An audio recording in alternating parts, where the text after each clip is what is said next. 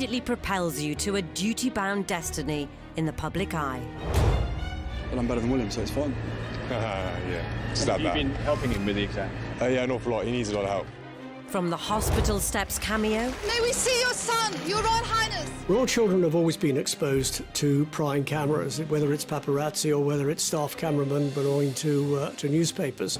That's par for the course. To your first day at school.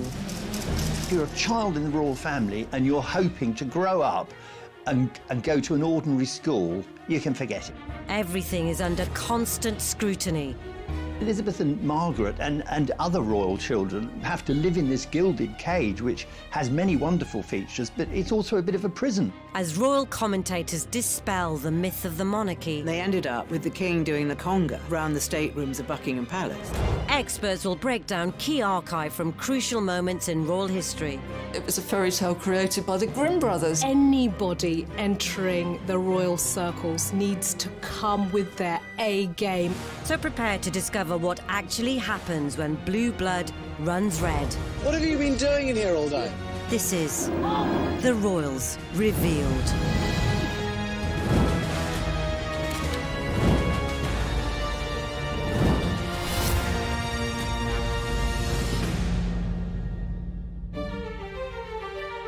In this episode, we'll reveal how royal home learning is hardcore. The mantra was, to spoil the child is to spoil the adult. You've got a mother who is, if you like, mother to the nation, and her own son feels remote from that, removed from that. And how classrooms can be cruel. He hated his time at Cheam largely because he was very badly bullied. Charles sadly always looked uncomfortable in his own skin. Attempts at adolescent individualism are admonished. Those who are in any way imaginative like he is quickly find themselves out on a limb. Some royals may decide not to give their children the HRH title because it gives them more freedom. And hints of defying convention scorned. It absolutely terrified the courtiers because they thought she might actually do this. She was seen as a bit of a loose cannon. So as the pressures of accountability to the firm weigh heavy, is it any surprise the royals have rarely passed through their education with flying colours? But I've never seen anything quite like it before. I think I got quite a large one here. It's very, very large indeed.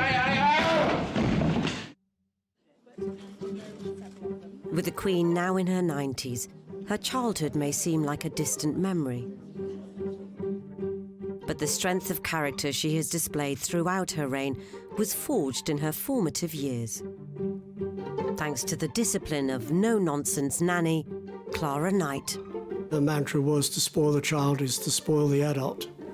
She was quite switched-on lady and an influence in those early days of Princess Elizabeth, and played an important part in her life because Princess Elizabeth's parents, who were then the Duke and Duchess of York, were busy working in support of George V.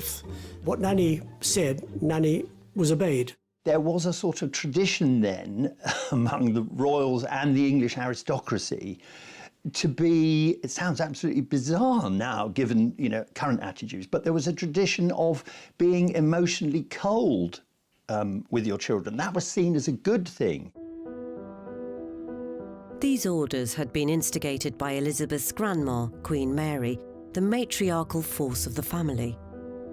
She impressed on Elizabeth the need to understand that she would always be watched. She couldn't do anything where there wasn't a risk of criticism. So there's a famous story where Queen Mary said to the governors, you must teach that child not to fidget. And what that would have done is she would have internalized that messaging from very early on and learned to follow the rules, be a good girl and conform, and that might be one of the pillars of how she functions, self-discipline, self-control and duty.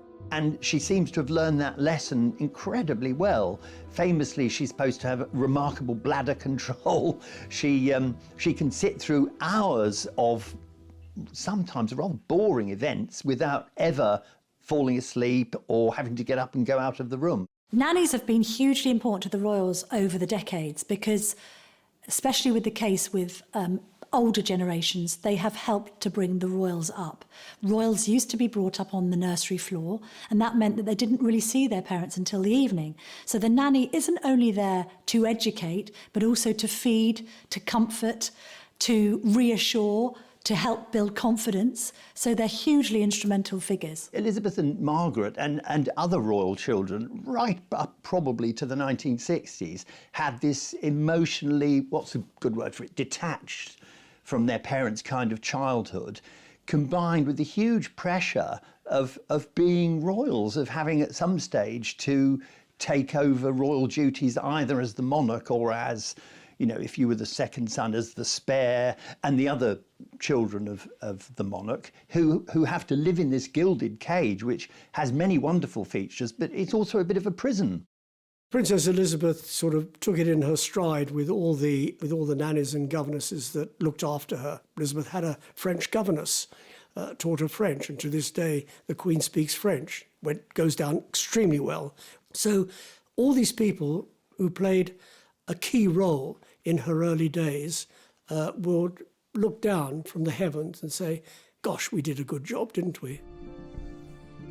Despite the strict shackles, Elizabeth did at least enjoy some pursuits 1930s kids could relate to.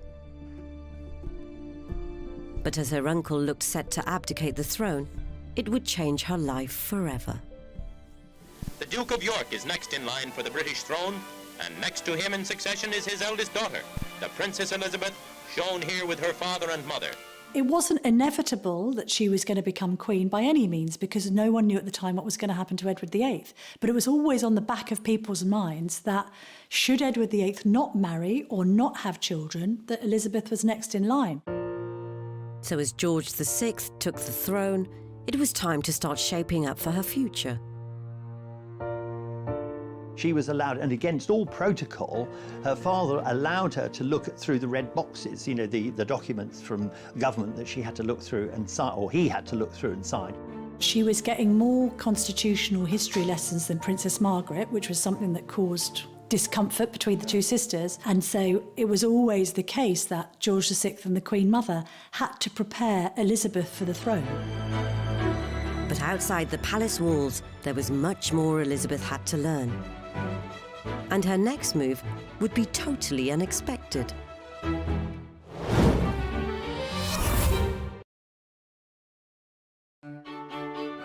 As Princess Elizabeth reached her late teens, she was considered timid to the point of gaucheness.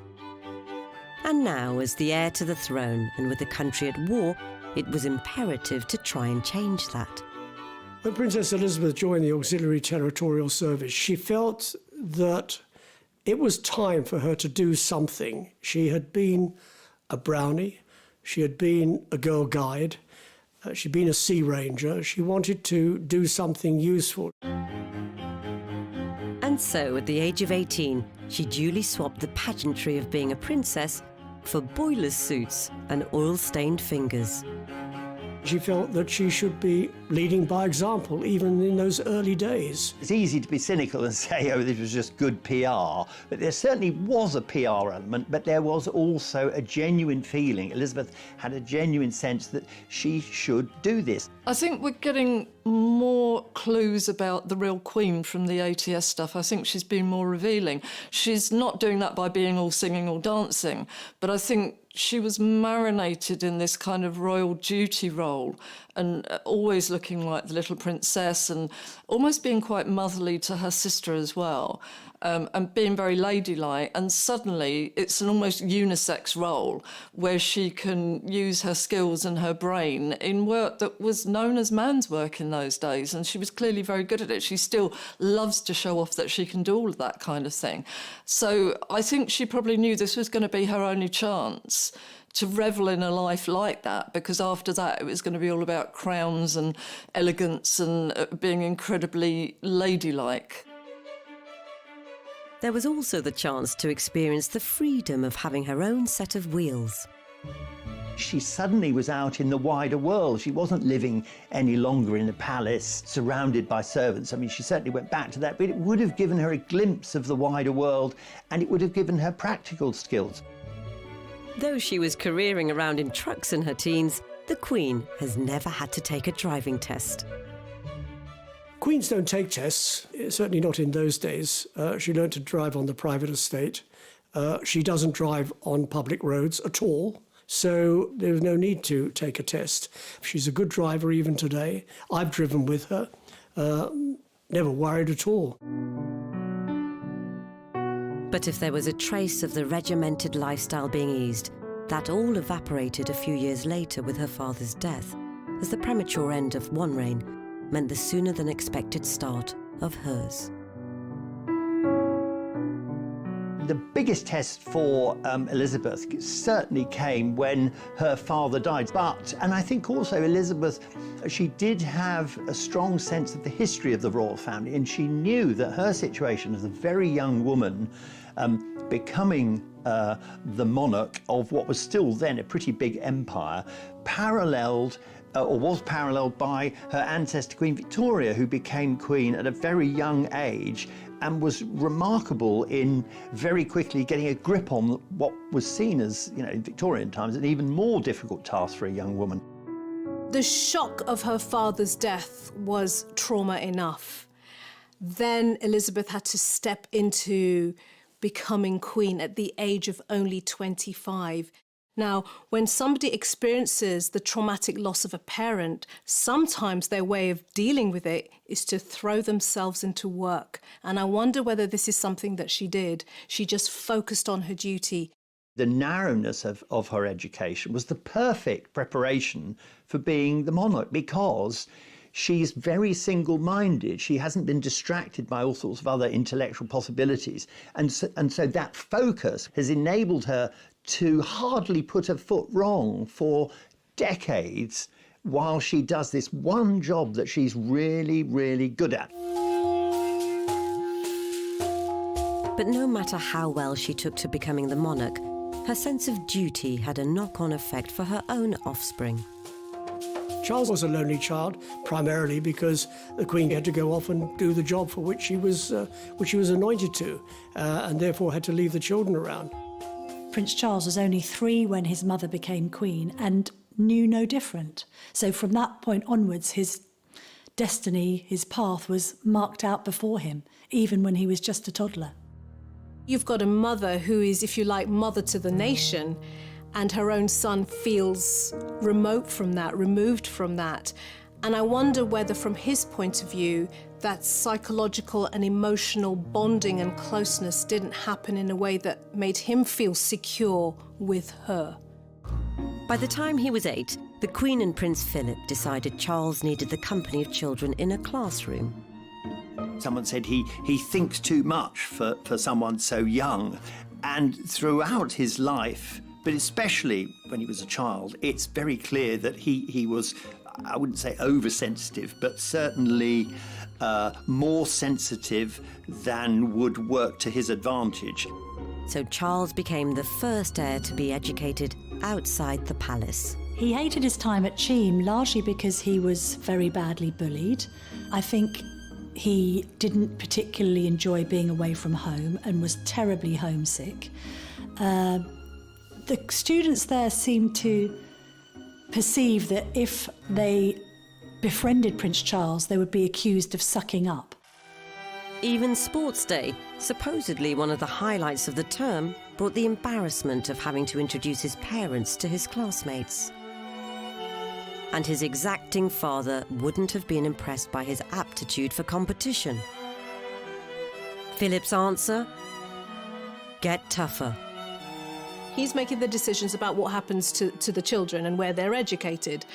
And he wants his son to go to Gordonston, where he feels his sensitive child needs to be toughened up. Although Gordonston suited a character like the Duke of Edinburgh down to the ground, very self-possessed, more academic, with great sporting prowess, it was absolutely the wrong environment for a boy as sensitive as Prince Charles was. He still hasn't fully forgiven his father, even now, all these years later, for those early experiences. Having made it through his hardships in the Scottish Highlands, ending up as head boy with 5 O-levels and 2 A-levels, Charles made his way to Cambridge. Prince Charles famously was admitted to Cambridge with grades at his A-levels that no other human in the world could possibly use to get into Cambridge. So in a way that epitomises the difficulty of being a royal, that you don't have to try. I mean, you can be very average intellectually or not bother at all at school, because the end result will always be the same. You're going to be in the royal family, you're going to be opening hospitals, shaking hands, and in a way that's both the blessing and the curse of being in the royal family.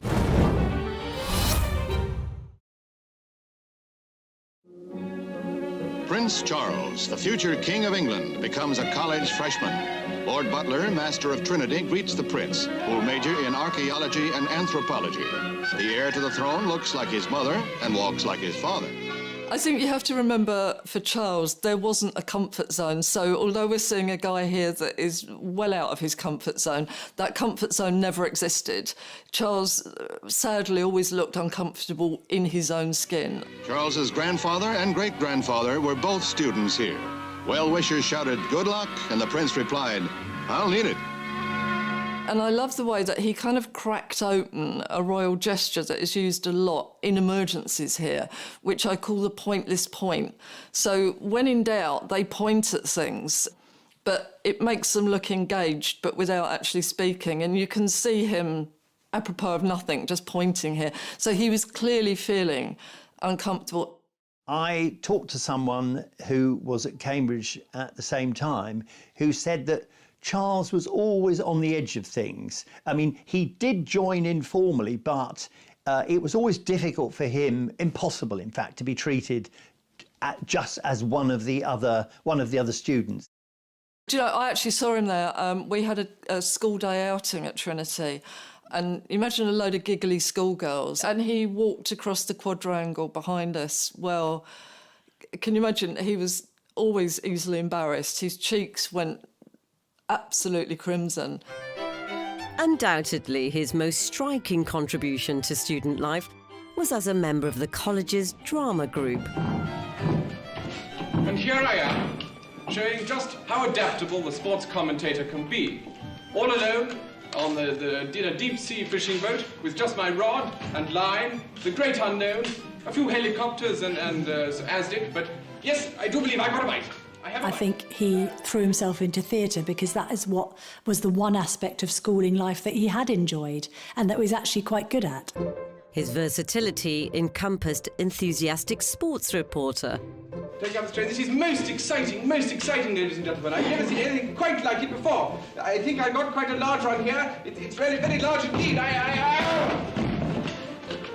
An eccentric guy besieged by hostile bagpipes.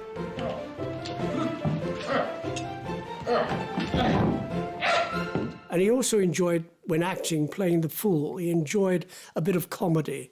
He's actually quite a funny man, and he enjoys a good laugh. His showstopper was this flustered forecaster. There is a manic depression over Ireland, with associated troughs of hey presto. An obsession under Sweden may develop or be relieved by a warm front. Behind that will come a cold back. Whatever comes next. Doesn't happen in the BBC, does it? When he does dry, he just stands there. Temperatures will be slightly reduced and bargains may be had in all departments.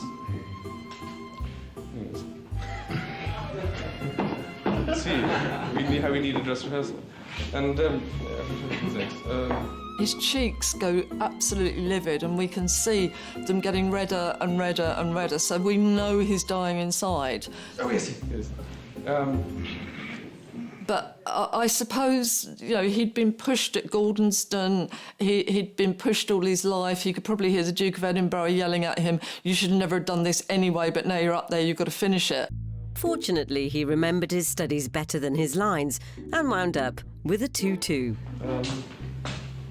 Oh, yes, I know. Legend has it the bodyguard who was present at all the lectures got a 2-1. He's one of these people, and there are a lot out there, who learn a lot more out of school than you learn in school. He's a very well-read person. He's a very intelligent person, and he'll put himself to any topic of conversation. You'll never stump him when it comes to conversing. You can come up with some esoteric subject and he'll be able to talk about it. So he's a very well-read and learned person and an interesting person as well. But if you compare today to what he was like at school, two completely different people. When Charles became a father to William in 1982 and Harry in 1984, outward appearances may have portrayed one of harmony. His parents' main concern is to give their new baby as normal an upbringing as possible. Prince Charles is even said to have changed Prince William's nappy. But inside the family, there were several conflicts brewing. So although the new prince will share Prince William's nanny, Barbara Barnes, who's always there when Mummy and Daddy aren't, his parents will try and be with him as much as they can. Diana had a strained relationship with Barbara Barnes, who was William and Harry's first nanny. I think she got quite jealous of Barbara because she had grown so close to the princes. And being a maternal figure and somebody who wanted to be hands-on, I think Diana didn't want to be pushed out. Diana didn't want William and Harry to be brought up on the nursery floor. She loved to look after people, so she was a great nurturer. Got to remember that before Diana married, she was an assistant at Little England Kindergarten. She had an affinity with children. She adored children. If she could have had an army of children if she tried hard enough.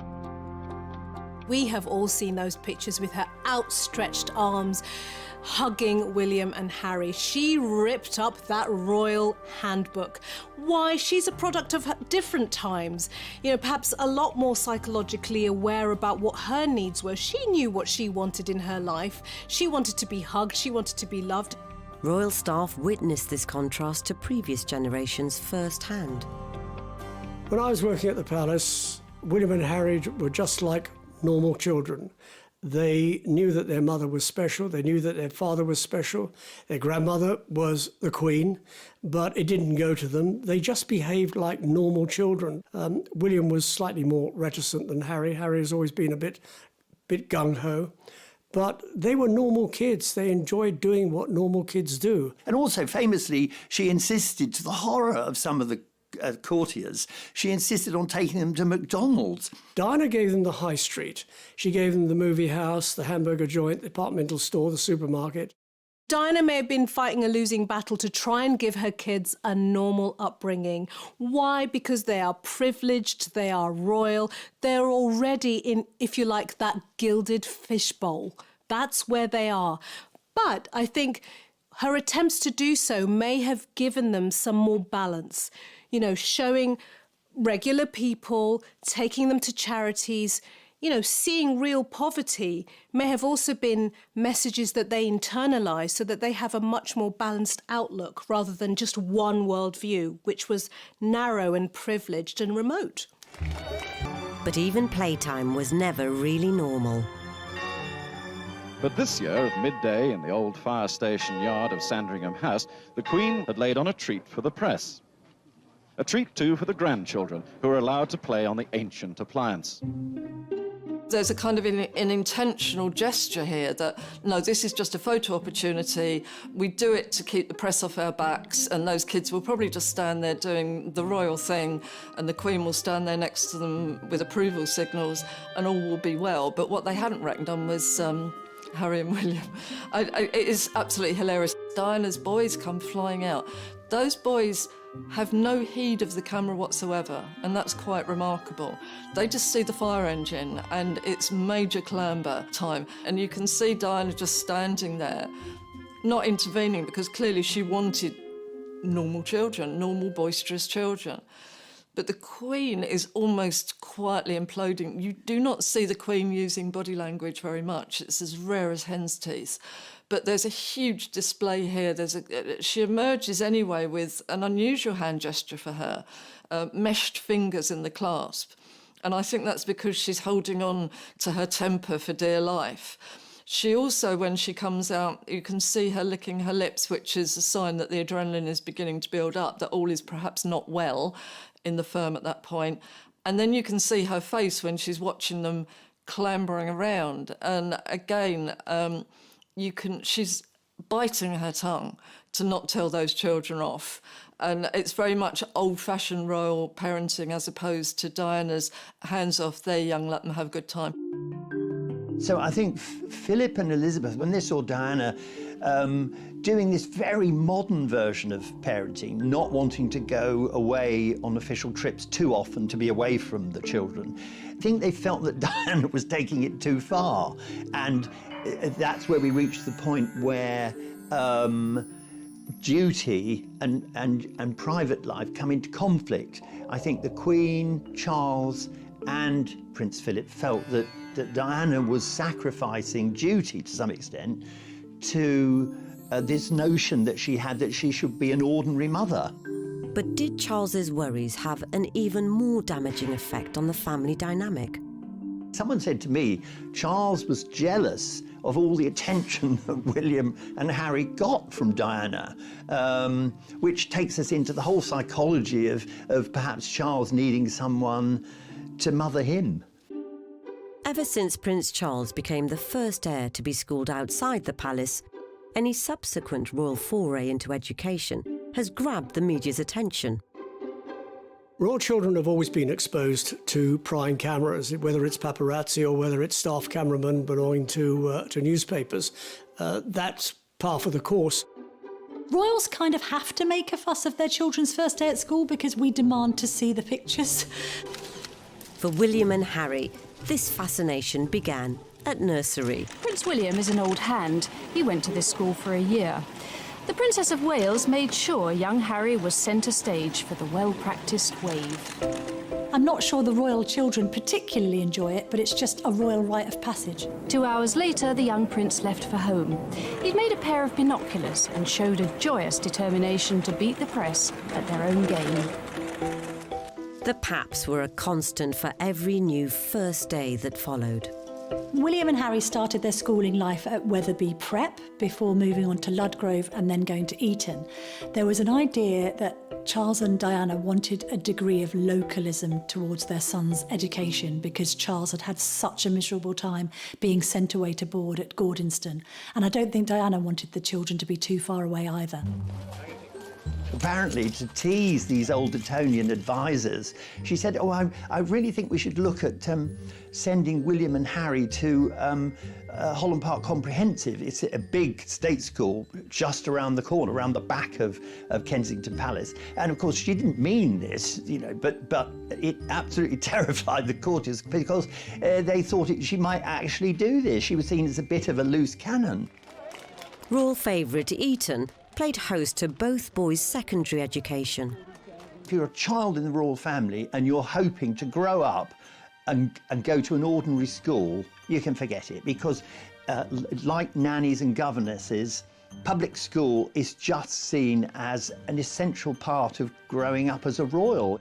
They were probably teased a bit when they went to school because although they went to school as William Wales and Henry Wales or Harry Wales, people knew that they were both princes and Prince Charles was one day going to be king. They were expected to deliver the grades, yet Harry seemed to play the fool. He experienced his parents' divorce, which would have had its own emotional trauma. His mother tragically and violently dies. That's another emotional trauma.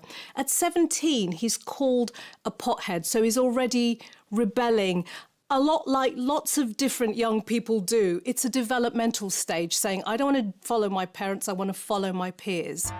Harry left Eton with 2 A-levels, a B in art and D in geography. William, on the other hand, took his education further. So far, in fact, it was in another country. To the delight of fellow St Andrews alumni like Kate Middleton's Hall's neighbour, Helen McCardle.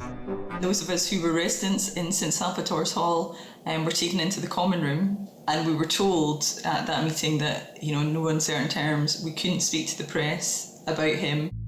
But he didn't turn up alone. Prince William did have 2 security guards or bodyguards who were with him, and they stayed in the Hall of Residence. And actually, his 2 bodyguards were so sort of unassuming that for a long time, a lot of us just thought they were mature students. We didn't actually realise they were his bodyguards. as he dynamically strode to his local newsagent for student essentials, such as a notepad. William hoped he'd blend into the undergrad crowd, but that was unlikely. You have, lecture theatres absolutely packed out, people sort of craning their neck to try and get a look at Prince William. He even experimented with nicknames to aid unlikely anonymity. Some people used to refer to Prince William as Steve as a nickname, and I think we used to refer to Prince William sometimes as P. Willie. But he couldn't hide behind an alias after celebrating the end of first year. Prince William had been coming back with some of his friends, and he had stumbled and fallen into the bushes outside the Hall of Residence, and his bodyguards basically had to go in and retrieve him and pull him out and take him off to bed. But the bodyguard's rescue mission didn't end there.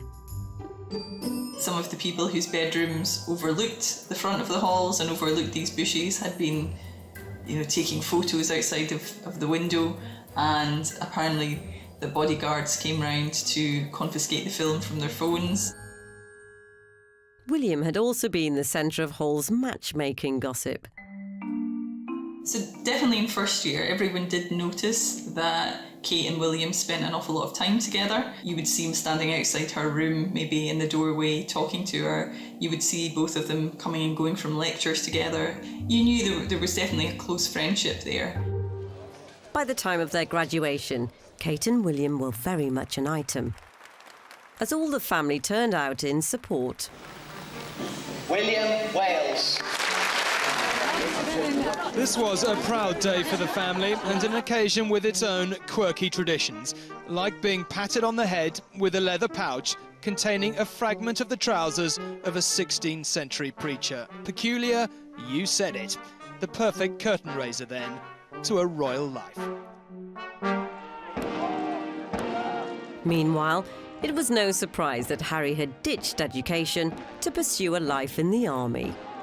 Even as a little boy, he'd dress up in his commando camouflage gear, and if you were waiting in the sitting room at Kensington Palace, you might see a little toy rifle come round the door first, followed by Prince Harry. He was, in a way, always wanted to be a career soldier.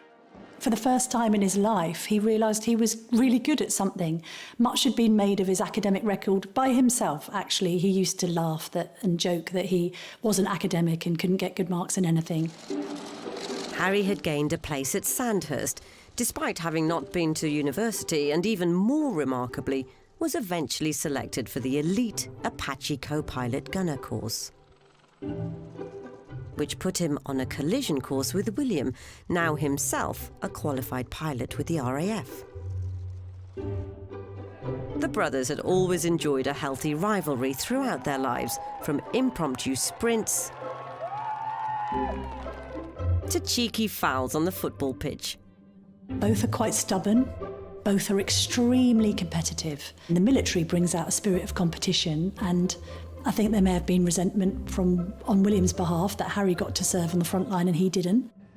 Now they had to contend with living and working together. Exams never been my favourite, and I always knew that I was going to find it harder than most people, but I'm through that now, and finally got hands-on to a job that I absolutely adore. It is still hard work, but I'm better than William, so it's fine. Yeah, Have you been helping him with the exams? Yeah, an awful lot. He needs a lot of help. It's the RAF way, so you have to help the army out quite a lot.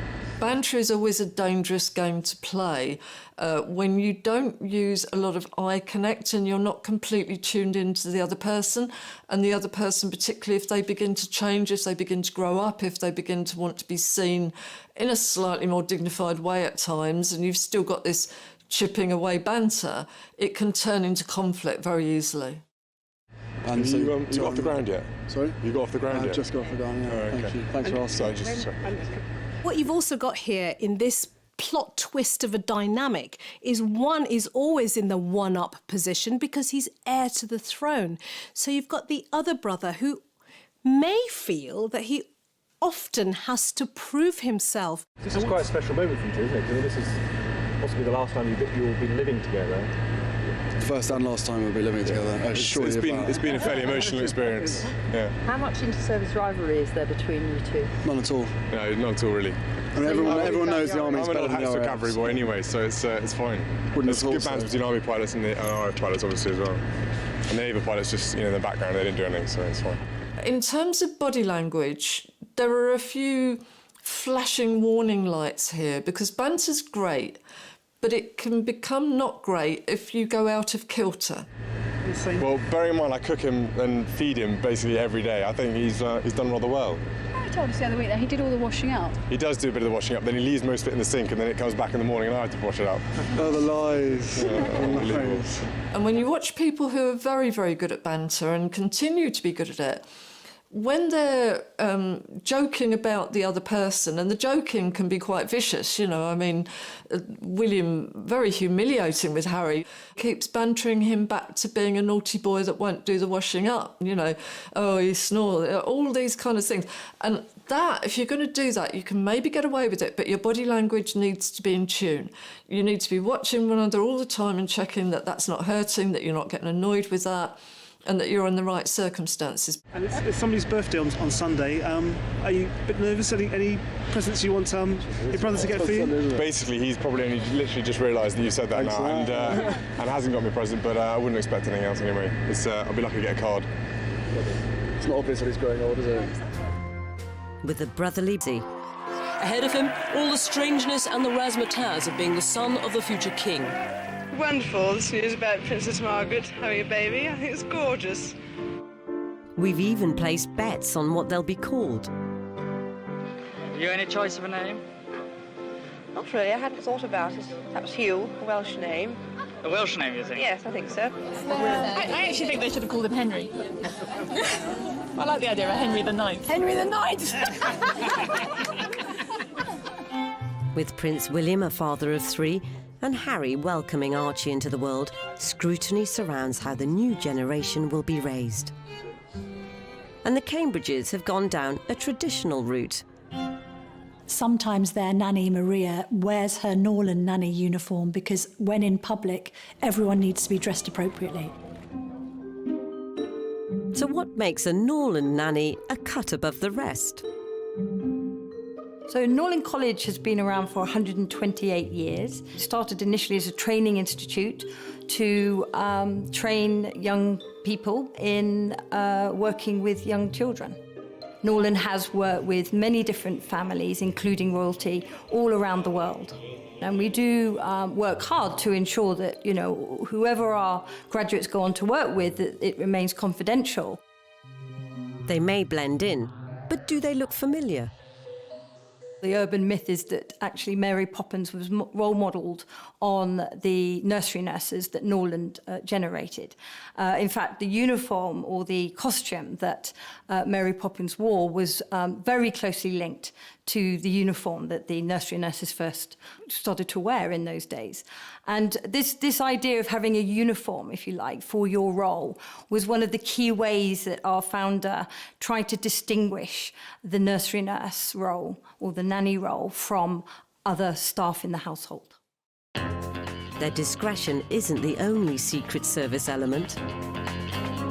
We have a black belt taekwondo expert come in and really just instruct our students in some of those sort of key aspects of what to do, perhaps in a difficult situation. Because should someone try to snatch a baby, for example, instead of just panicking, they will know how to react and respond. We're not expecting them all to go out, as some people have put it, as ninja nannies. And again, with the military intelligence officers who come in, we're not trying to train them to be James Bond, although jokes have been made about that. We're just trying to raise their awareness, their composure, helping them to feel able to manage a difficult situation. So it's no surprise they get the royal seal of approval. The demand has always outstripped the supply as well. So, for example, at the moment we have 6 jobs for every graduate. So we have 100% employability. However, whilst the Cambridge clan are guarded by their nanny superheroes in training, Harry and Meghan have decided against Norland recruitment for Archie. And furthermore, the newest Windsor won't even have a title. Some royals may decide not to give their children the HRH title because it gives them more freedom to make connections with other people, to come across as more relatable, and also takes away that kind of burden of responsibility and worry about how am I going to be treated differently or how am I going to be received if I have this title. Two such untitled royals are Zara and Peter Phillips, who've been in the periphery ever since Harry's christening. The Queen talked to Princess Anne's children, not about the baby, but about a new puppy. It's called Dash. Dash. And you know it's the word you use when you're cross. Dash. It comes out perfectly well as a dog's name, see? In the case of somebody like Zara Phillips, not having the title has meant she's been freer to do what she likes, although she hasn't been able to enjoy the financial trappings of royal life. Yes, she's not short of a few bob, and obviously Princess Anne can help her out with money, but she doesn't receive any public money and never has. Prince Harry has looked at Zara and Peter Phillips's upbringing, realised that they're not shackled by the trappings of royal life because they don't have titles, and that's influenced his and Meghan's decision to not give Archie a title. Though forfeiting an HRH can prove costly in the long run. If you're classified as His Royal Highness or Her Royal Highness, HRH initials in front of your name, that's actually very important. It means you qualify for public support, whether it's travel or whether it's security or anything else. When Princess Diana divorced, she had that taken away and found herself without any support whatsoever. But the fact that Harry has kept his, although he says he won't use it, means he does qualify for support. I'm very sympathetic to Harry in a sense that he found it quite difficult to fit in with the royal family, which is rather starchy.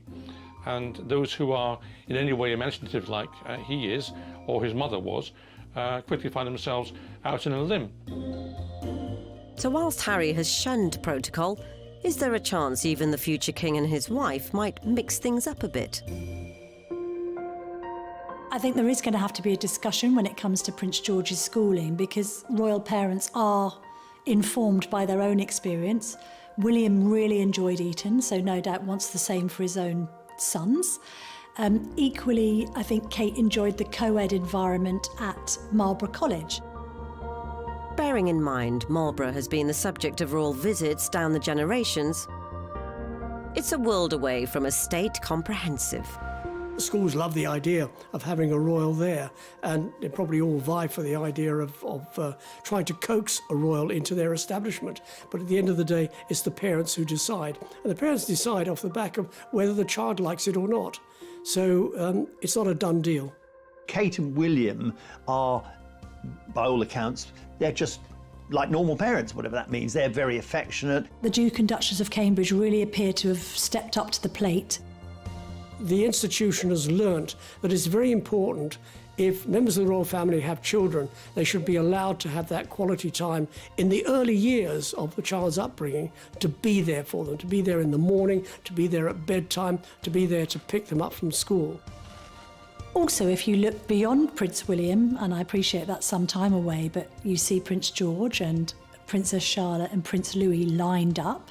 So that's the next generation of monarchy. We don't know what the monarchy is going to look like by then, and it could be even more modern than it is now. And she seems to have learned that lesson incredibly well.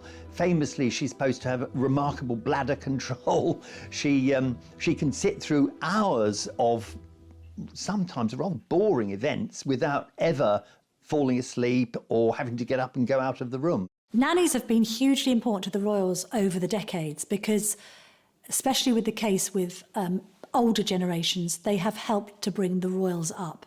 Royals used to be brought up on the nursery floor, and that meant that they didn't really see their parents until the evening. So the nanny isn't only there to educate, but also to feed, to comfort, to reassure, to help build confidence. So they're hugely instrumental figures. Elizabeth and Margaret and other royal children, right up probably to the 1960s, had this emotionally, what's a good word for it, detached from their parents' kind of childhood, combined with the huge pressure of being royals, of having at some stage to take over royal duties either as the monarch or as, you know, if you were the second son as the spare, and the other children of the monarch who have to live in this gilded cage, which has many wonderful features, but it's also a bit of a prison. Princess Elizabeth sort of took it in her stride with all the nannies and governesses that looked after her. Elizabeth had a French governess, taught her French, and to this day the Queen speaks French. Goes down extremely well. So all these people who played a key role in her early days would look down from the heavens and say, gosh, we did a good job, didn't we? Despite the strict shackles, Elizabeth did at least enjoy some pursuits 1930s kids could relate to. But as her uncle looked set to abdicate the throne, it would change her life forever. The Duke of York is next in line for the British throne, and next to him in succession is his eldest daughter, the Princess Elizabeth, shown here with her father and mother. It wasn't inevitable that she was going to become queen by any means, because no one knew at the time what was going to happen to Edward VIII. But it was always on the back of people's minds that should Edward VIII not marry or not have children, that Elizabeth was next in line. So as George VI took the throne, it was time to start shaping up for her future. She was allowed, and against all protocol, her father allowed her to look through the red boxes, you know, the documents from government that she had to look through and sign, or he had to look through and sign. She was getting more constitutional history lessons than Princess Margaret, which was something that caused